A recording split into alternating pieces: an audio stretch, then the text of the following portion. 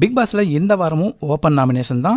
ஆனால் 13வது வாரம் வந்தும் உப்பு சப்பு இல்லாத நாமினேஷன் தான் நடக்குது. ஃபோட்டோவை தீயில போடுறது, ட்ரெஸ்ஸை எடுத்து வந்து நாமினேட் பண்ணுறது, இந்த மாதிரி எந்த சுவராசியமும் இல்லாமல் வெறுமனே லிவிங் ரூமில் ஒவ்வொரு காரணம் சொல்லி நாமினேட் பண்ணுறாங்க. முத்து சௌந்தர்யாவை நாமினேட் பண்ணியும் வேற யாரும் அவங்கள பண்ணாதனால சௌந்தர்யா நாமினேஷனில் வரல. முத்துவும் இந்த வாரம் நாமினேஷனுக்கு வரல. மற்ற வீட்டில் இருக்கிற 8 பேருமே நாமினேஷன் ஆகியிருக்காங்க.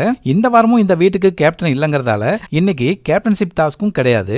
தினம் ஒரு கேப்டன் பேசி முதல்ல முத்து, அப்புறம் ரயான், ராணவ், பவித்ரா, சௌந்தர்யா இவங்கெல்லாம் தினமும் ஒரு கேப்டனா இருக்க போறாங்க. கடைசி நாள் சௌந்தர்யா கேப்டனா இருப்பாங்களாம். வெசல் வாஷிங், குக்கிங், கிளீனிங் டீம்னு இவங்களே பிரிச்சுக்கிறாங்க. இந்த வார ஸ்டோர் ரூம் இன்சார்ஜா ஜாக்லின் இருக்காங்க. இன்னைக்கு காலையிலேயே சௌந்தர்யா தான் வீட்டை கிளீன் பண்ணிட்டு இருந்தாங்க. இந்த வாரம் ticket to finale task housemates எல்லாம் தயாரா இருக்காங்க.